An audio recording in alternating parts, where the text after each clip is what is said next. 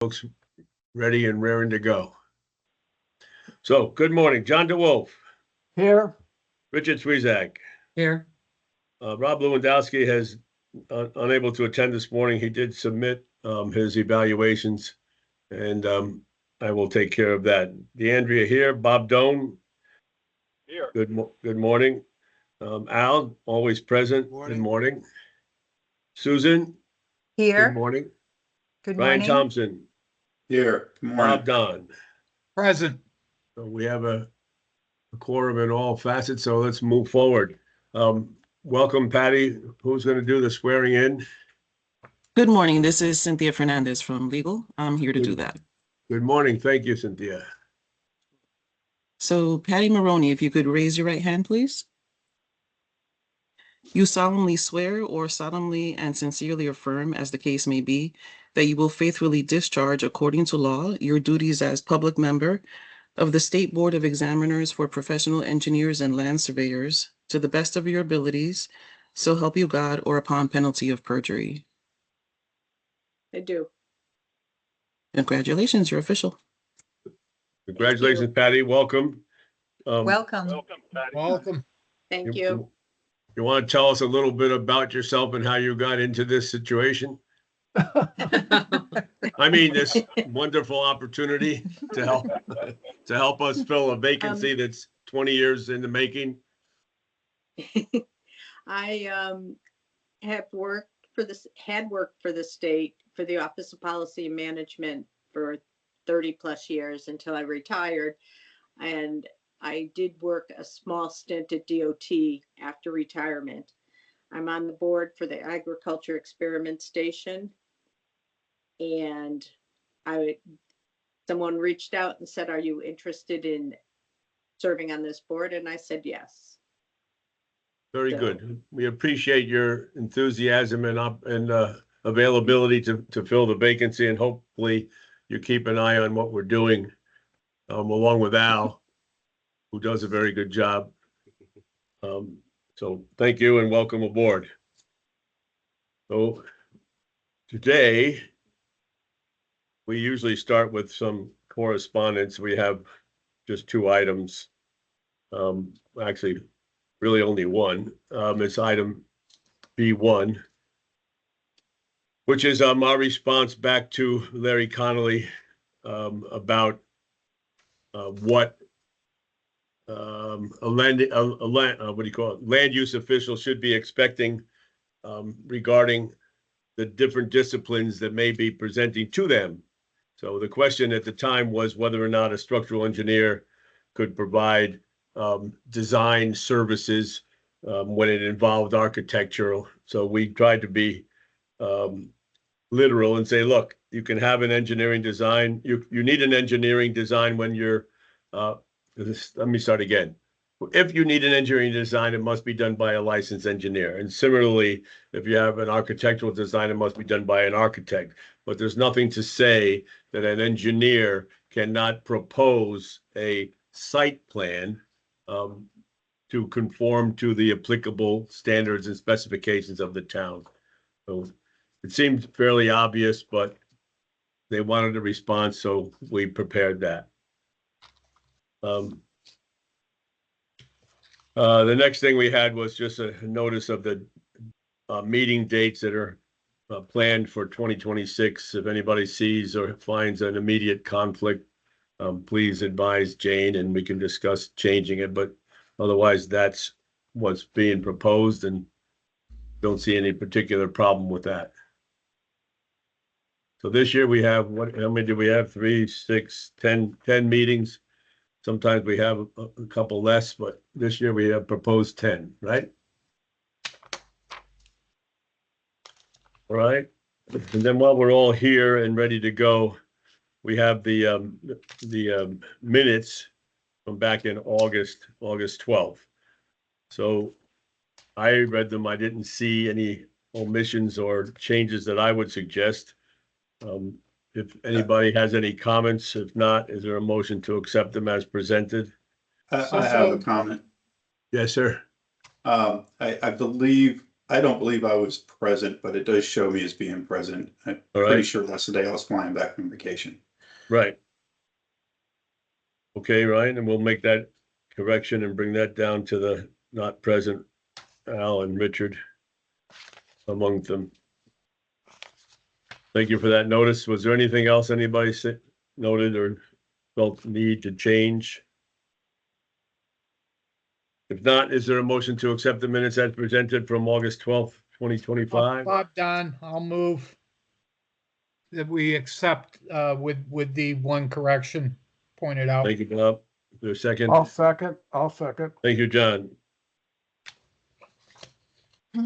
All those in favor of the motion to accept the minutes from August 12th, say aye. Aye. Aye. Any opposed? Hearing none. That motion I'll abstain. carries. Abstain. And the one Abstaining. abstention from Richard and Ryan. And I'm probably abstaining Al. too. Oh, and Al too. Sorry, that's right. So we have 3 abstentions. Thank you. And Patty just said she is also, so. That's correct. Very good. Let me just make a note. So I know it's on the record, but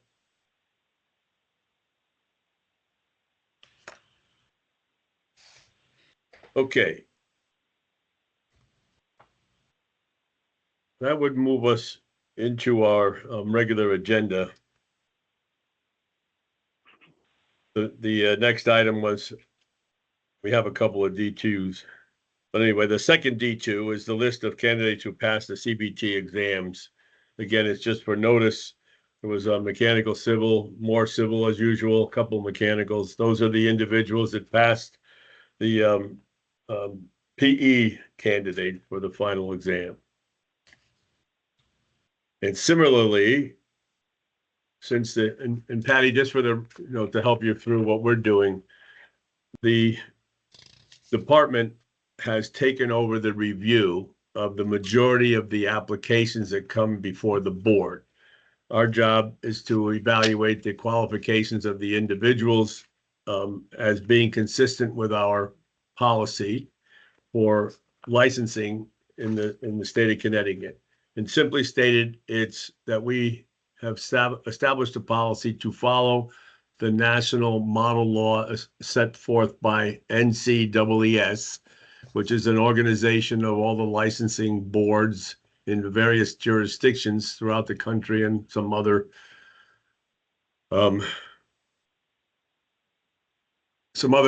entities. So we have a significant number of applicants to the state of Connecticut for reciprocity.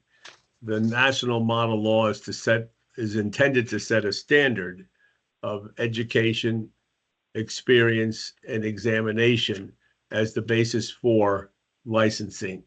The idea overall is to establish some comity and equivalent experience and education so that we can work across state or jurisdictional lines.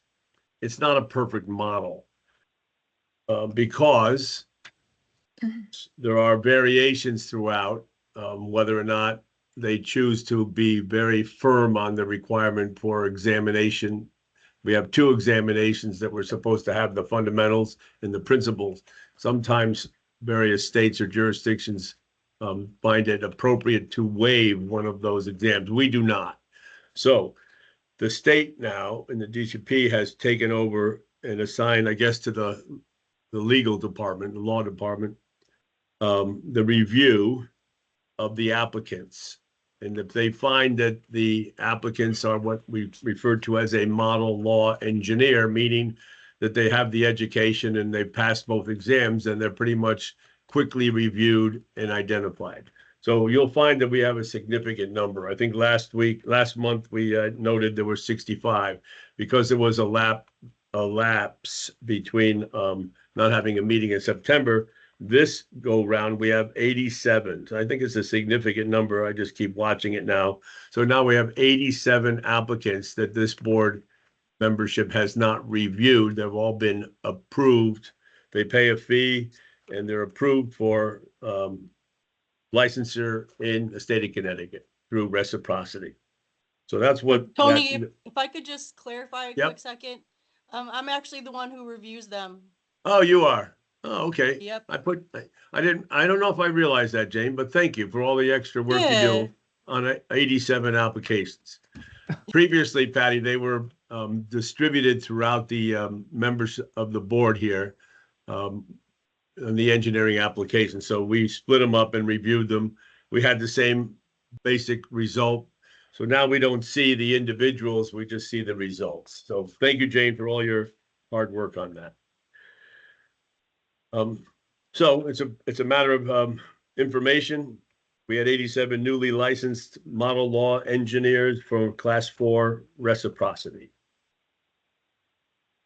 And then we get into the hard stuff. So by the change in the department, the board now will review initial applicants of students or individuals who have the education and experience to evaluate whether or not they're qualified by that education and experience to take the exams.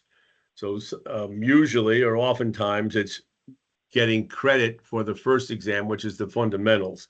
So this list of applicants are permit the class 1 exam and already they have credit for taking the fundamentals. So we broke them up. I took the first 3 and I reviewed those applicants.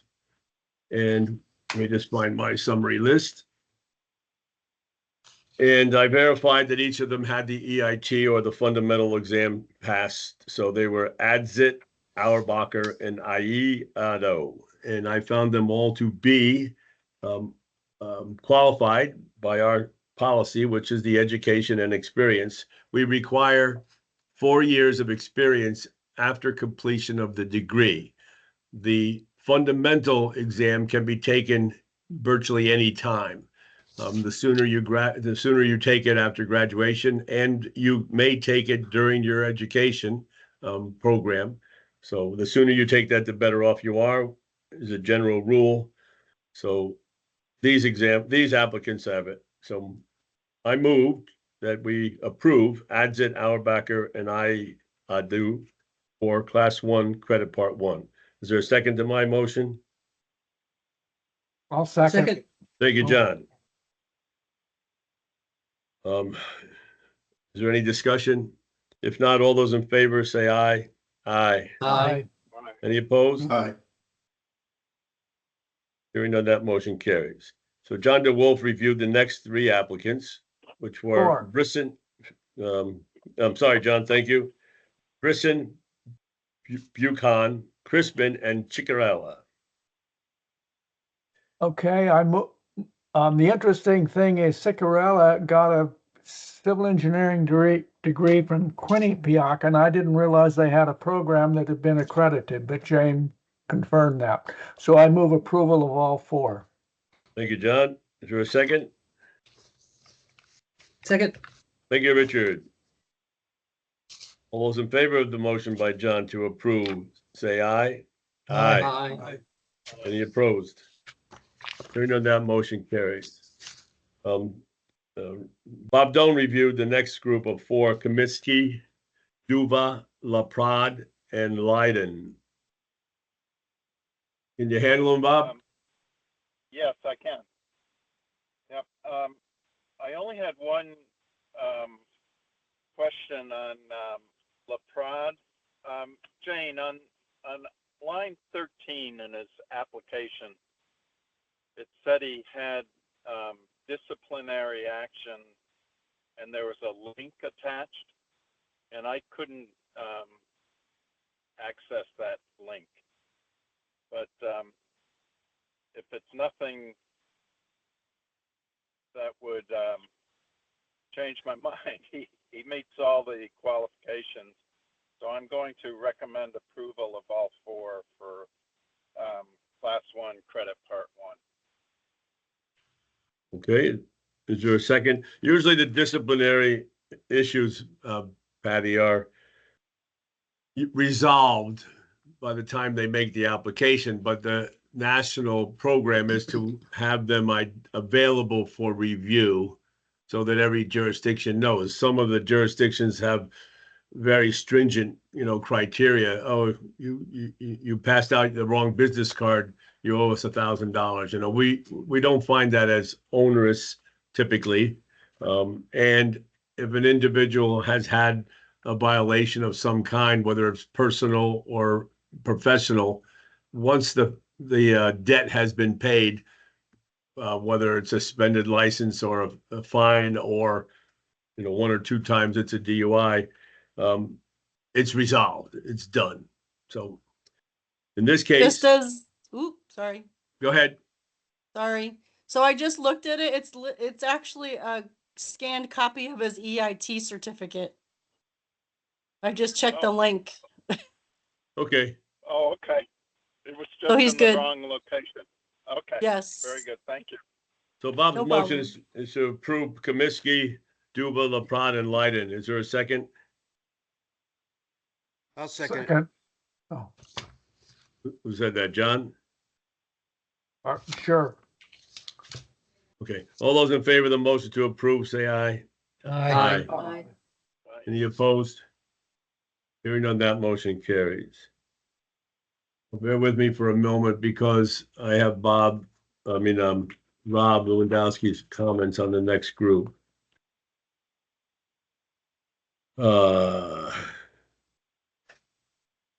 And actually, they were Rob's review. He got caught short, so I reviewed them on his behalf, and they were Michaels, Patillo, and Provencher. Again, all qualified, good experience, Langen, electric boat, nuclear, all have masters in addition to the undergraduate. So I recommend approval of Michaels, Patillo, and Provencher. Is there a second? I'll second. Was it Al. Al? Al. Thank you, Al. All those in favor of the motion, say aye. Aye. Aye. Aye. Any opposed? Hearing none, that motion carries. And the last group of the credit part one exam is Robbins, Torres, White, and Zompi, reviewed by Richard Swezak.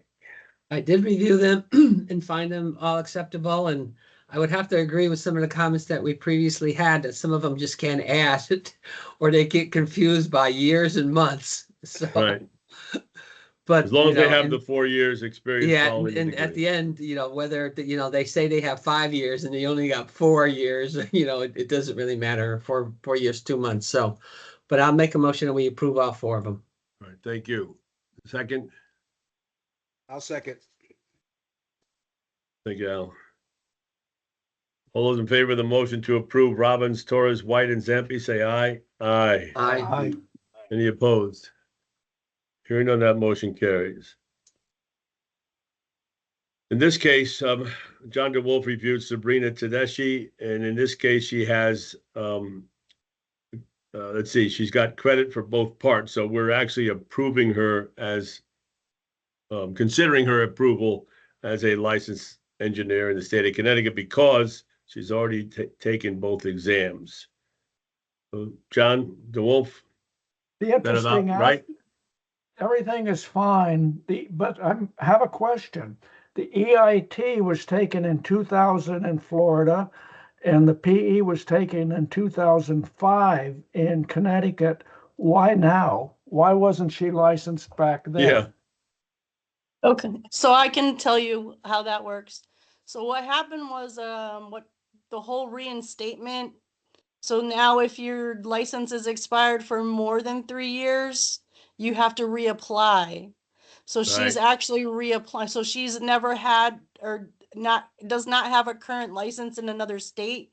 So that's why she's a class 1 and not a class 4, because she doesn't have a license in another state.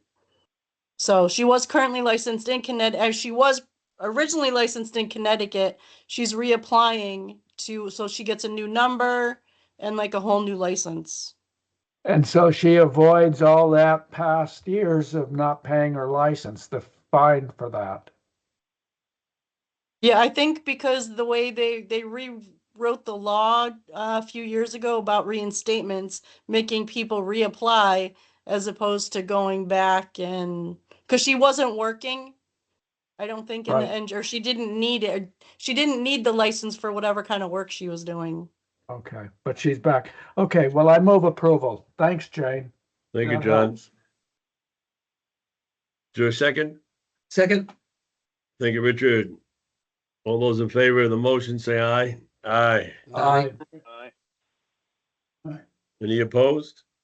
Hearing on that motion carries.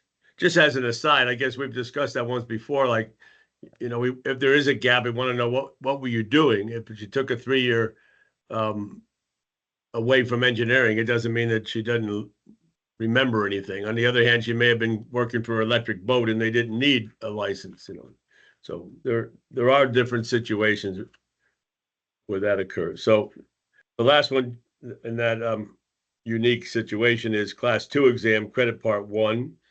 And John DeWolf reviewed Ian Eller. Interesting one. Yep. Tech degree, January 2019. At this point, he has 6 years, 9 months of experience, so he's short 3 months for a technology degree.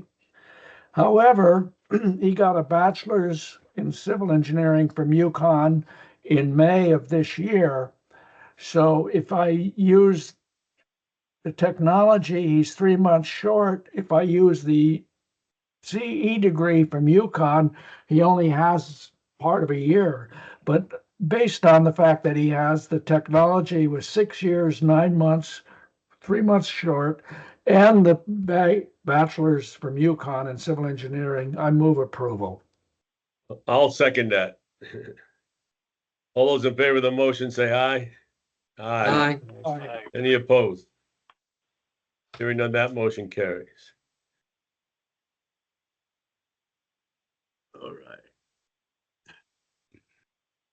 Then, Patty, the way it has worked out is under the new system, when the applicant is not a model law engineer, meaning it may be a foreign degree primarily, we are asked to review them. And in this case, I reviewed Burke, Camissa, Costa, and Dimitri. I had it all figured out, Richard, before I got here, so I'm going to try it again. Dimitrakopoulos, Georgios, Dimitrakopoulos. So in this case, or in these cases, we rely on the evaluation of the education by NCEES. So the applicant is required to appeal to NCEES, who has a service to evaluate the education. In that evaluation, we typically look for variations or deficiencies. So when we see a deficiency that has reference to some general education, meaning humanities perhaps, but a very strong engineering curriculum, we overlook that minor deficiency and concentrate on the engineering aspects. So another type of applicant that falls into this review for us is, as John DeWolf just mentioned, a technology degree. There's still a debate in the national forum as to whether or not a technology degree is equivalent. Our state statutes and regulations allow us to consider a technology degree if there's 7 years of experience following the degree. So that's what John was just looking at. What was that? Also, they have to have a 4-year technology degree, not a 2-year.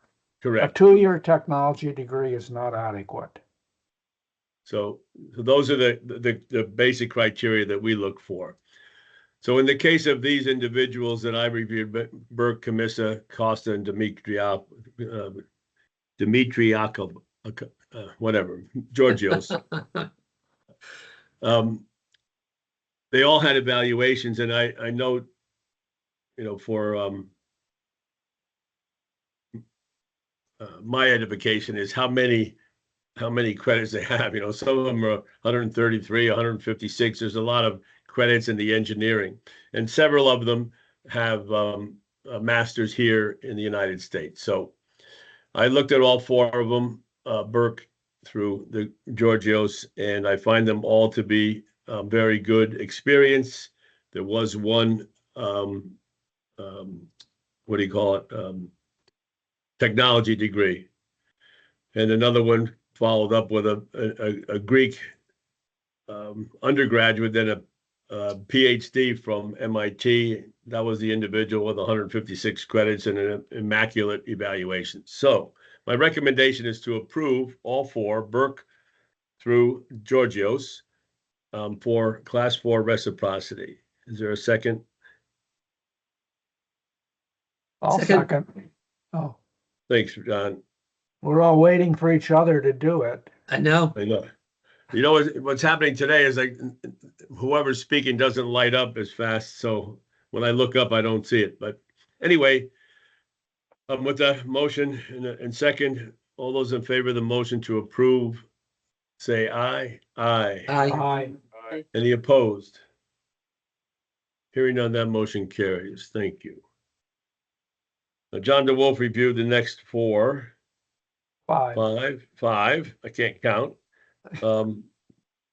Frumkin, Hassan, Henry, Jane, and Jamula for Class 4 license. I am going to make a motion to approve all, but I thought I'd just run through why things. Frumpkin, longtime engineer, excellent. He had a disciplinary action because he started on the side a small firm and did not register it as a firm with the state. As soon as he found out that was, he should have, he did it and everything was fine. Hassan is a BS from Bangladesh, missing general ed. For Patty's benefit, when they evaluate them, they look at engineering, math, science, general ed, and that sort of thing. We don't worry about if they're missing some general ed credits. He also has an MS and a PhD. He does not show his license is current, but he was registered as a PE in Indiana in January of this year, so I assume that means it's current. Okay, Henry, PE expires in this month, so I'm going to add a thing on that.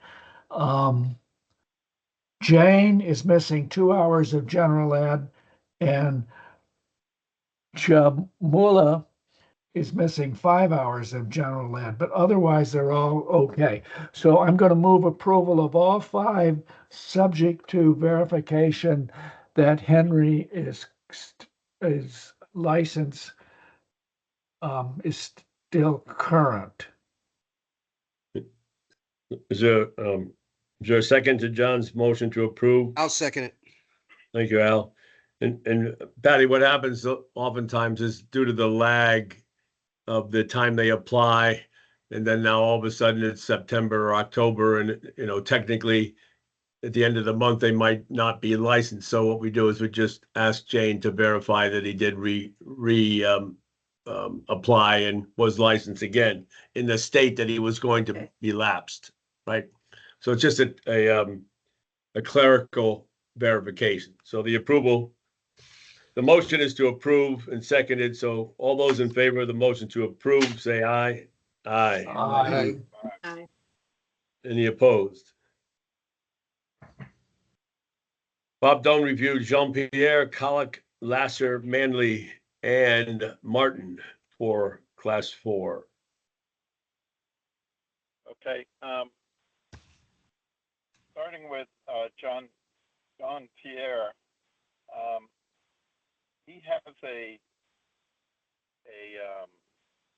bachelor's in mechanical engineering from Pensacola Christian College in Florida.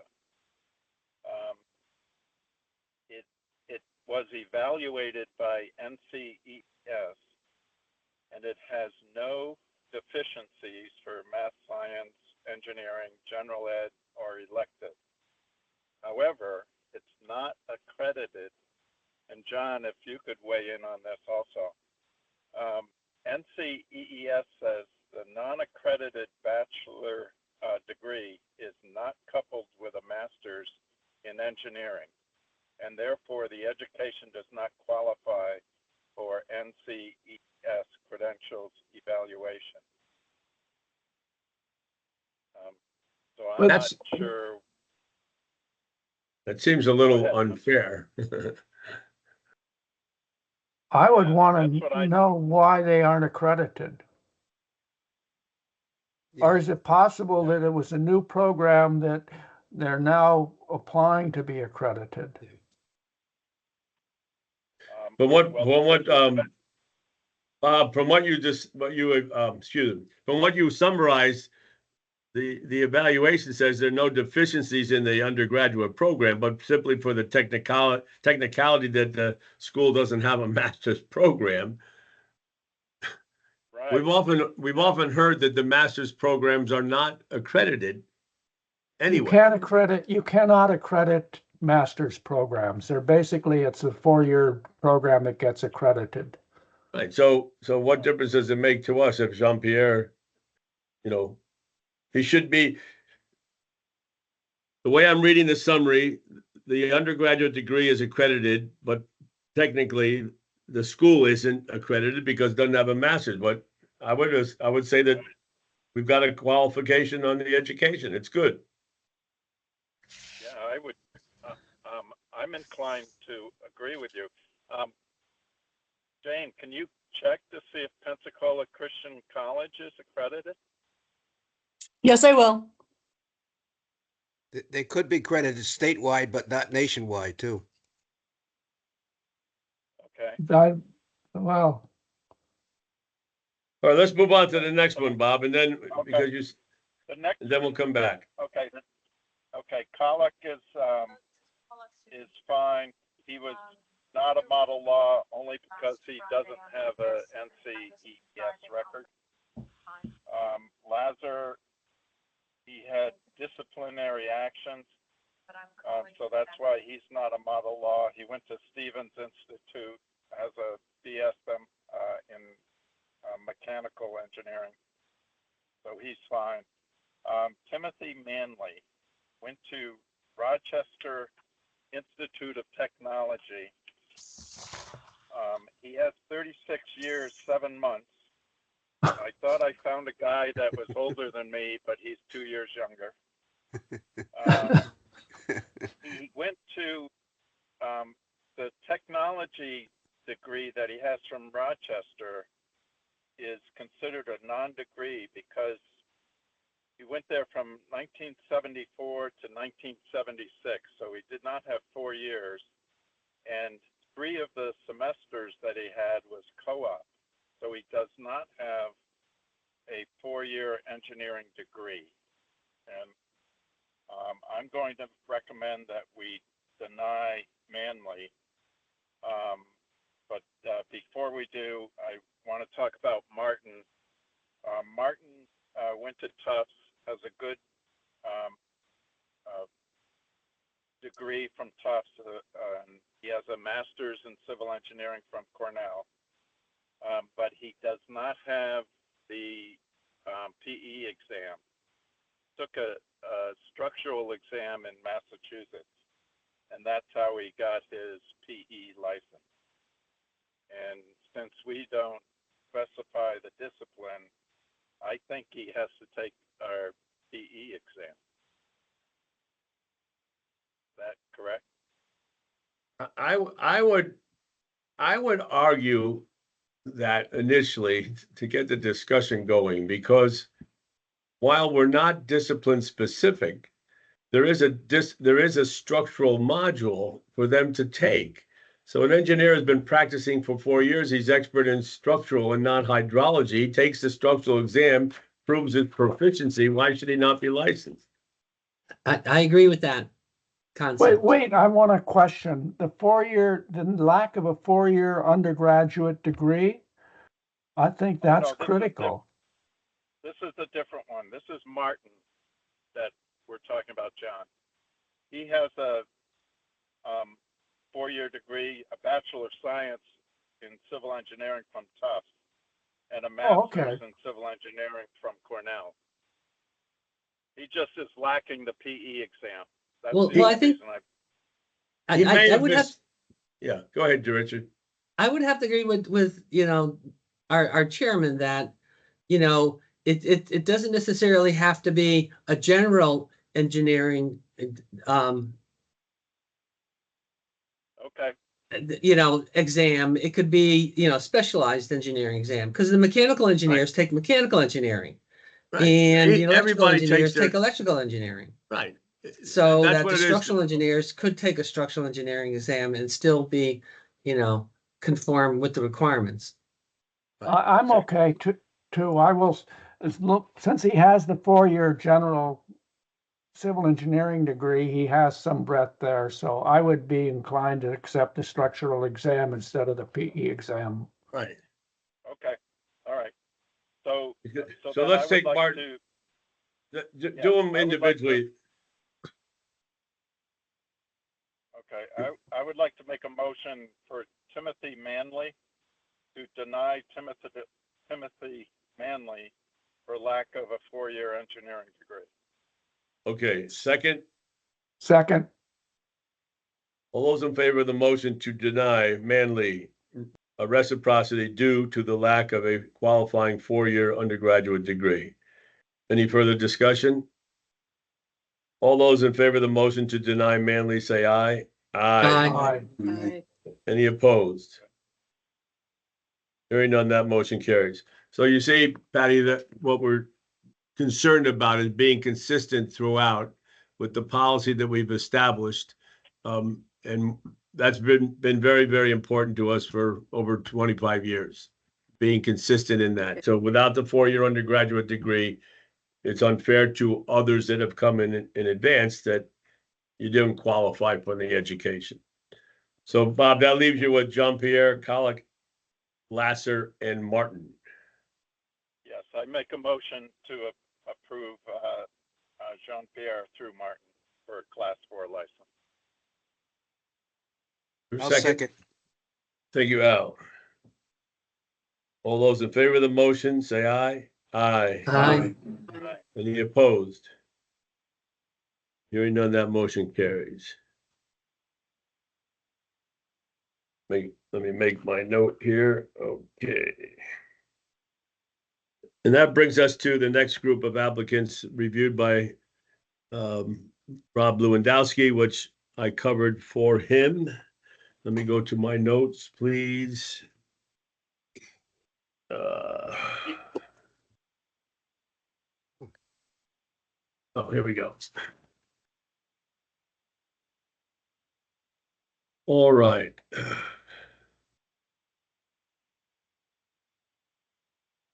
So this is where I took particular note on the number of credits, which I find interesting.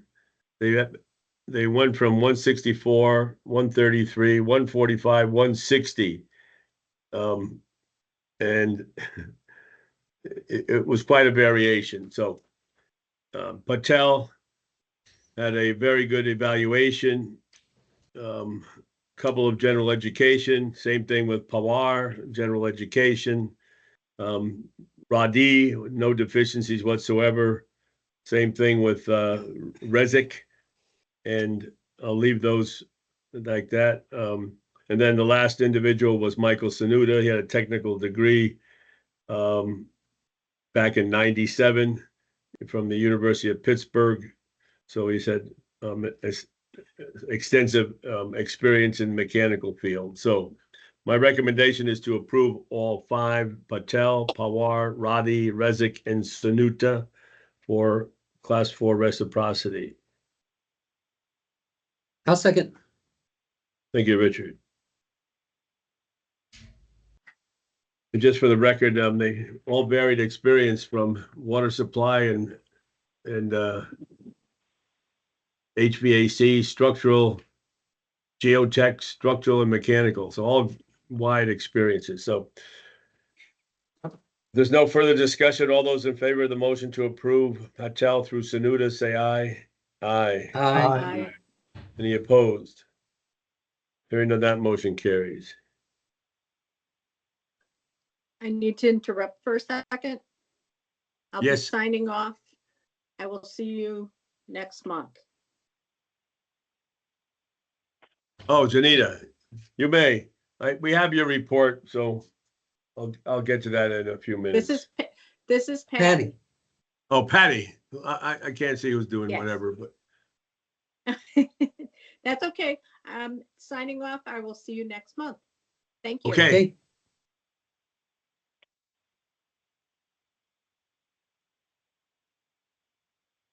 All right. We've lost track of where we are. Now we're going on to the remainder of our Class 4 reciprocity. Richard Swezak reviewed Shoot, Volto, Tatsis, Vera, and Wibble. Okay, I'll start with Shoot has, a technology degree in 2004, so he has, about 15 years of experience, so he's fine. Solto has a bachelor's in geoscience, which is a math and science degree, so he does not have a 4-year engineering degree. And I believe our policy is that if you don't have a 4-year engineering degree, he has a master's of science from Carnegie Mellon in environmental engineering, but he does not have a 4-year bachelor's of science engineering degree. George Patis is from Greece and he is deemed equivalent. Michael Very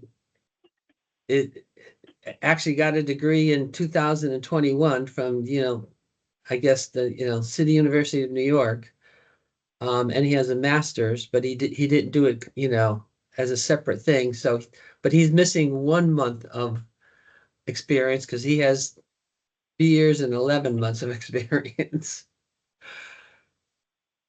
And then Judson Wibble has a physics degree from Allegheny College, and he does have a master's in environmental science from Rutgers, but he's lacking a 4-year degree. So to make a long story short, I suggest that we approve Schutt and Tatis initially because of the fact that they meet all our requirements. Okay, that's a motion to approve Second. Shoots and Tassis. Is there a second? I'll Second. Oh. Second, John. Let me just mark this down here.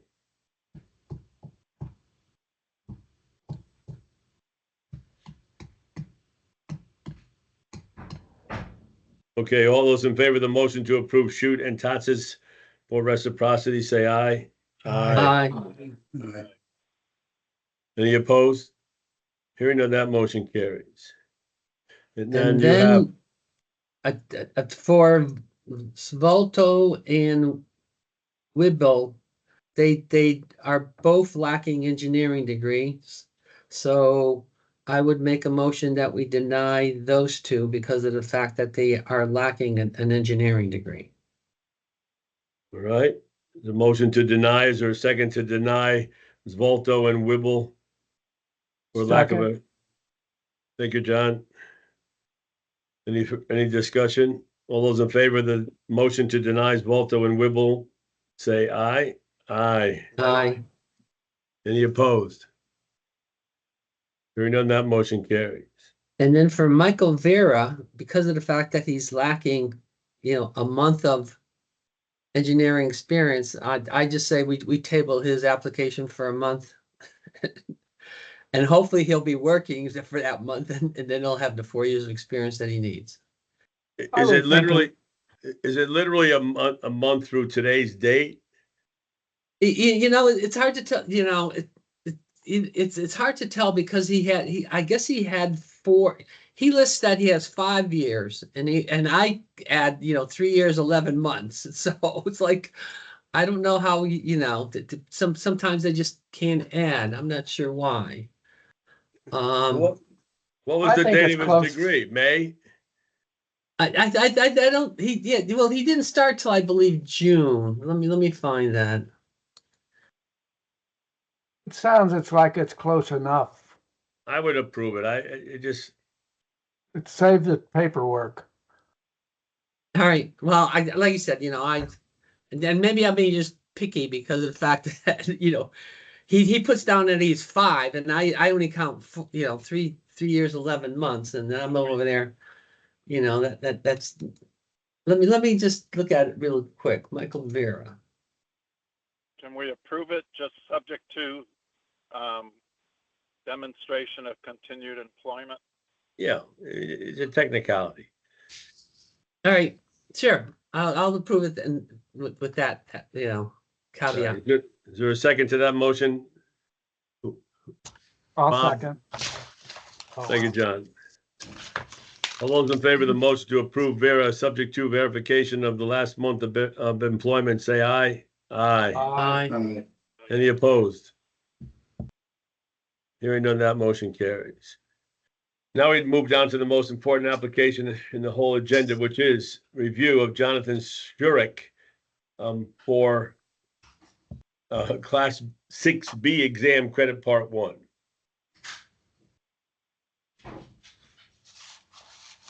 I make a motion to approve. Second, Any discussion?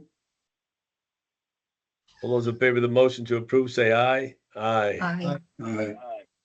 Any opposed? Hearing none, that motion carries. Susan, at this point, I meant to do this earlier and I forgot. Do you have anything you wanted to report about your discussion with the DCP or whomever it was that you met with? I do. Okay, so for those of you who need to be refreshed, I've been working on updating the land surveyor application. But in doing so, first, I was trying to understand the entire process of what, people have to do when they apply.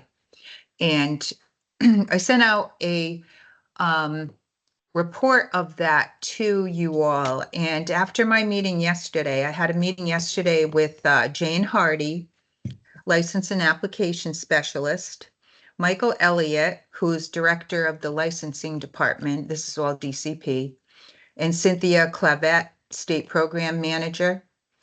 We had a very constructive meeting.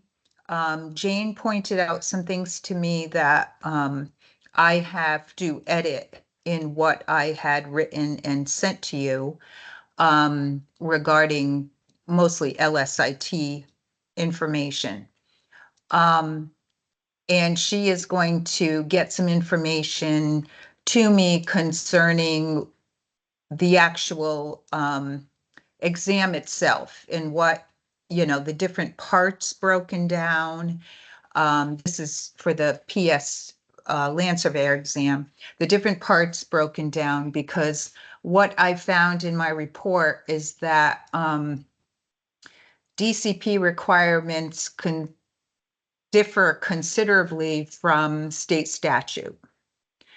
So then we had a discussion about that state statutes, and they say, DCP says they make recommendations to legal concerning the state statutes, and that it goes in someone's inbox and then they've had things pending for years. So Michael Elliott is going to contact them and see if we can get an in-person meeting so that we can get on the path to making the state statutes match the DCP requirements. For example, the state statute says you only need 6 years to be a licensed land surveyor, and DCP is 9 years. So that's a huge one. And statute trumps DCP requirements. So all of that needs to be straightened out. The fire is burning now. We're not going to let it go out. We're hoping for this meeting now with legal. I want to get there, get get the path to the statutes being changed, and then continue on with the DCP requirements so that then once we have that, we know exactly what we're telling people when they go to apply to take the LS exam, and then we can, the actual application itself, at that point, we can modify based on the process information. So that's Good. it. That's very Okay. good. So just real quick, because it's an engineering aspect also, is that this would segue or work in very well with what we've been proposing to do on the engineering side. And they're Mhm. aware of that, I assume, in that conversation you had. Because recently we sent off our proposal, long in the making, for the changes to the whole statute, which involved surveying also. So your conversation is along the lines of what we've been trying to do for 25 years and Okay. more recently, right? So that's good. Okay, so, well, what would be helpful then is if one of you would like to attend this meeting, and then we can get both engineering and surveying at the same time. Right. So did you have did you have an in-person meeting? Not yet, but that's what I'm Okay. hoping for. Well, a With- Zoom meeting is also good for those of us who are far distant, but I know John would want to be involved. I'm speaking for John, of course, but he's our strong proponent for this education revision, and let's get that statute revised. So you keep the fire burning and we'll attend. Okay, I'd be happy to attend, as Tony noted. excellent. One more thing is that after the Teams meeting that we had yesterday, I contacted Bob Barron. He's president of CALS, and he's working with Bud Harvey to revise all of the land surveying statutes or do an addendum to the previously issued book that came out. So he was actually, Bud Harvey is in Pennsylvania now, I think he said, and is going to work on a limited basis, and it's not a free situation there, but he's trying to keep the costs down apparently for us. So it's really Bob. So I offered to meet with Bob in the next couple weeks. Who's Because- Bob Harvey? Who is that? Bob Barron, and No, then Barron. And then the guy in Pennsylvania. How does he fit in? Bud Harvey, he's Oh, Bud Harvey, an sorry. attorney. Yeah, Oh, he's done seminars for CALS in the past. His So anyway, I'm family trying to- are Surveyors. What's that? Bud's family are surveyors. So Bud is not only an attorney, he has at least a familial understanding of surveying as well. okay. Right. All good. And when you said the book, Susan, what book are you referring to? Our surveying standards? No, the statute book that was previously issued, I think mine has a red cover. Okay, And okay, it was all right. all statutes relating to land Right, surveying in okay. the state of Connecticut. It gave case law. I don't think they're rewriting the book, but anyway, Bob was happy that I called him because they haven't really pursued a lot yet. So now I'm gonna kindle that as well and offered to meet with him and at least get this part pertaining to the definition of SIT and definition of All right. land surveyor all figured out. All right, very good. You Okay. keep the pressure on, let us know when we can get that meeting and then we'll attend. Sounds great. Thank you. You're All right, so welcome. now we have one more item on the agenda, which is the Class 9 licenses. Is there a motion to approve? So moved. Thank you, Richard. Second? I'll second. Thanks, John. And we have one more item after Yeah, that. we have, yes, we do. And then the last item on the agenda, excuse me, all Did we those in vote favor of on the the motion first? to approve the Class 9 license, all those in favor say aye. Aye. Any opposed? Hearing none, that motion carries. And the last item was a Class 10 license reviewed by John DeWolf for Marcos Perezia. Okay, he has a Dominican bachelor's in 2020 NCEES. Said there are no deficiencies. He's passed the EIT, and I guess he's asking for a Class 10 license, when actually I think he could certainly ask to be in Class 2, credit Part 1, and take the second exam. Jane, do you have a comment? No, I just kind of go by whatever they apply for. Okay, so I'll move approval for Class 10 license, but I would also recommend he go for the PE. Maybe he's not ready. Okay. Is there a second to the motion to allow the Class 10 license? Is there a second to the motion? Richard, Second. all those in favor, say aye. Aye. Aye. Any opposed? Hearing none, that motion carries. Jane has us reminded of our next meeting on November 18th. Cause, Tony, cause Yes. I sent everybody, I got an email from Tony de Blasi. I guess he noticed that there's an engineer who was disciplined in the state of New York. Oh, yeah. Thanks for And, bringing and that he's up. still, I guess, I'm not sure if we get notified that, somebody's got disciplined and whether, we take action. I don't know what the disciplinary action is or what it is, but he's still sealing and signing, I guess, reports from a testing lab based in Connecticut. So is that something that we pursue, or do they need to notify us when they're disciplined, or? Jane has probably a little bit more information, but there's a clearinghouse, if you will, through NCWS that the member board administrators discuss frequently, right, Jane? And the information is available. So when there is a discipline in another jurisdiction that gets posted, and I don't know if it comes to us directly, Jane, or if we have to go looking for it. In other words, if somebody comes to us for a license and you happen to need to verify something, or is it a notice sent out by NCWS about a discipline action on in another jurisdiction? I believe that they have to self-report. So we don't get anything directly from NCES. I mean, I could go look for it. I don't know, did this individual said something directly to you, Richard? Like, I don't know where it came from. Yeah, no, I can forward it to you, Jane. Okay. Because I guess I forwarded it to the other professional engineers on our board.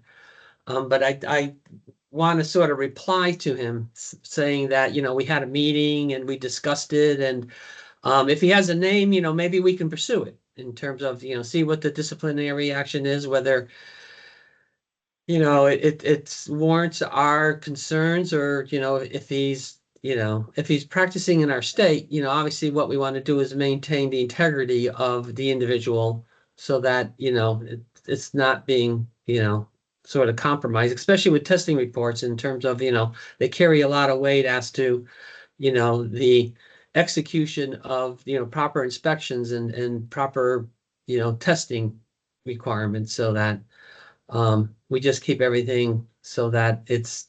Well, why don't you send it to Jane, and Jane can do some research, and then, we can see if it was affecting us. Again, maybe Okay. it was. All right, If I'll it's send it to Jane, and if she could get back to me or so that I can answer them. It's because it's been like a week and a half or so, and I just want to stay on top of it. Okay. Yep, I'll do that. All right, thank you, Jane. And now I'll send No it. problem.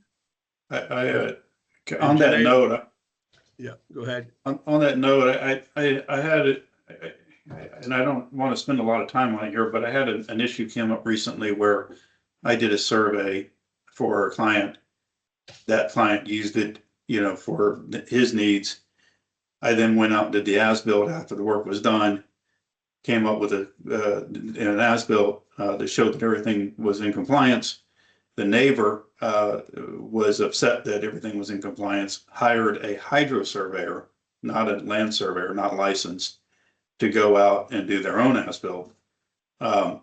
Used my map, edited my map using a PDF software, and based on soundings that apparently weren't tied to NAD 88 or you know what I'm saying.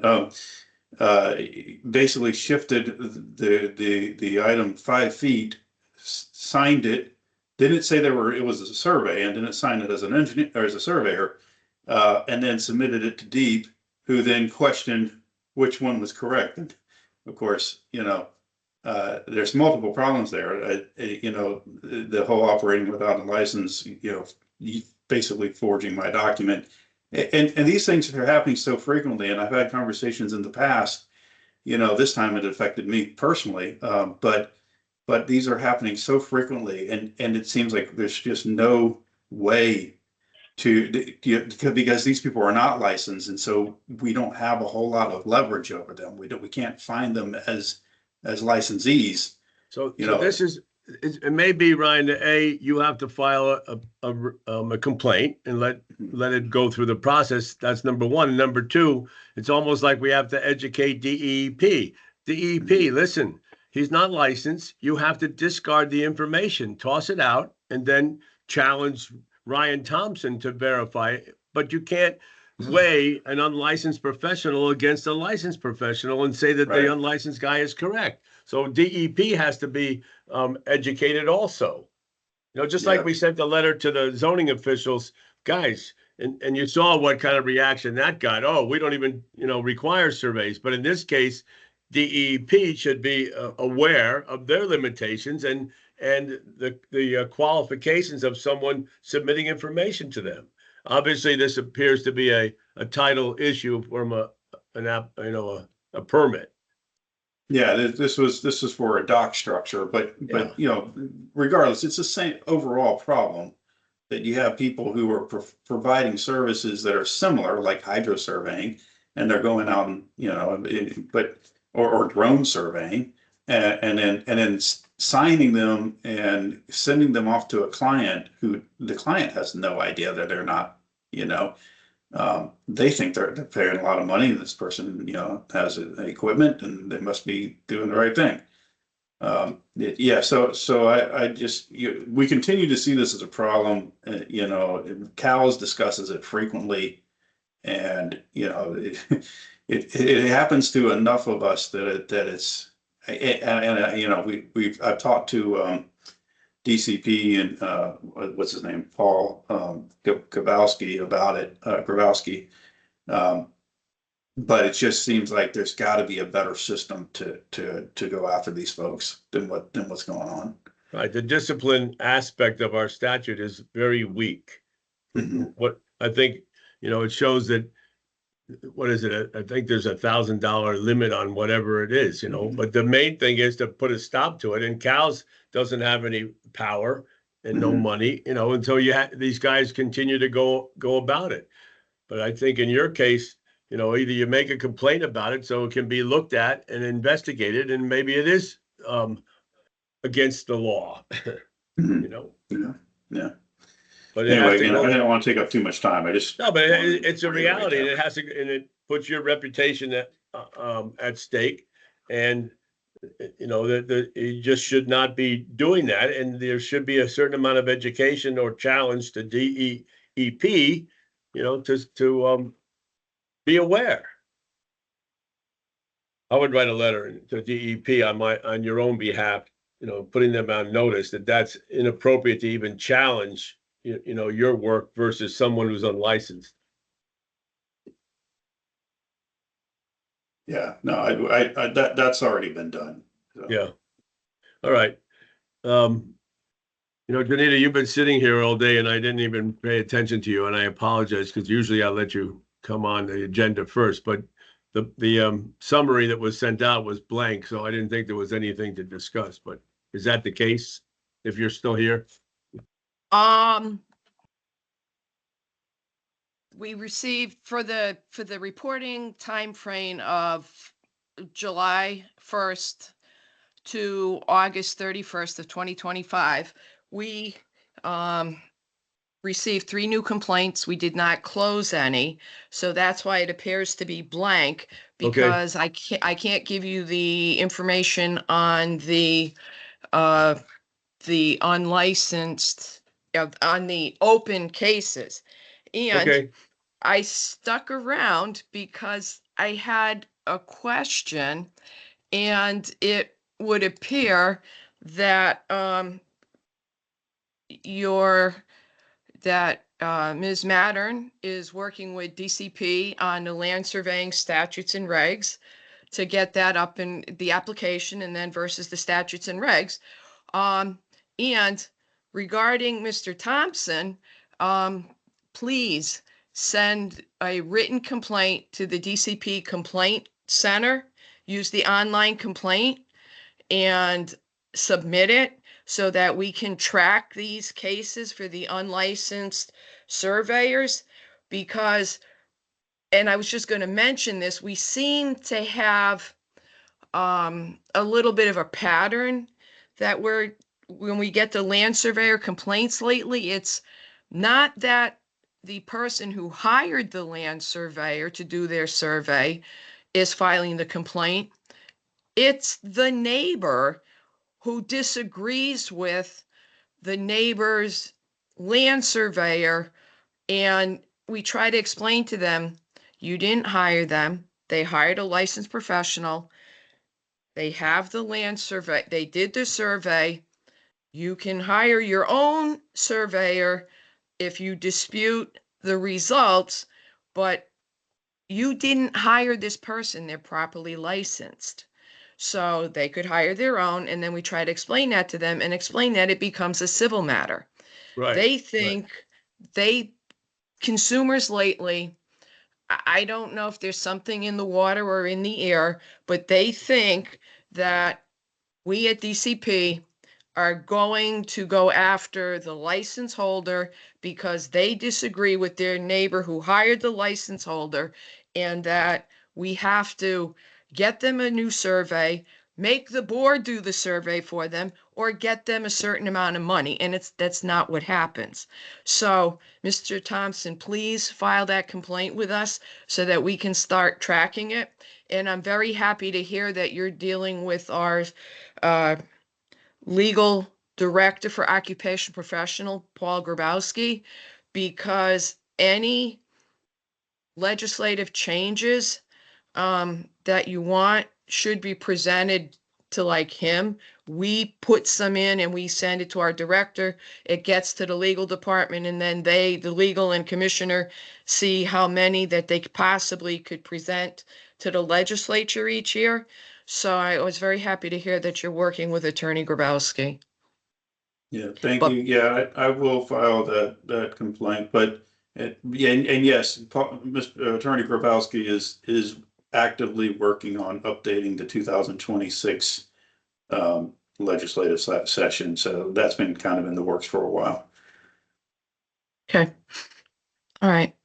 So, Mr. Chairman. Thank you both. If there's no further questions or anything, I'll look forward to getting the complaint forwarded from the complaint center to me to have it investigated by the investigator. And we'll see you all next month. All right, Janina, thank you very much for the summary and the effort. All You're right, quite welcome. Thank you. Al, Motion to adjourn. Second. thank you, everyone. See you in Thank you. November. All right. Thank you. Okay. See you then. Thank you. Sounds care. good. Bye-bye. See you later. Productive and Bye. informative today. Yes. Thanks, everybody. Bye-bye. Bye.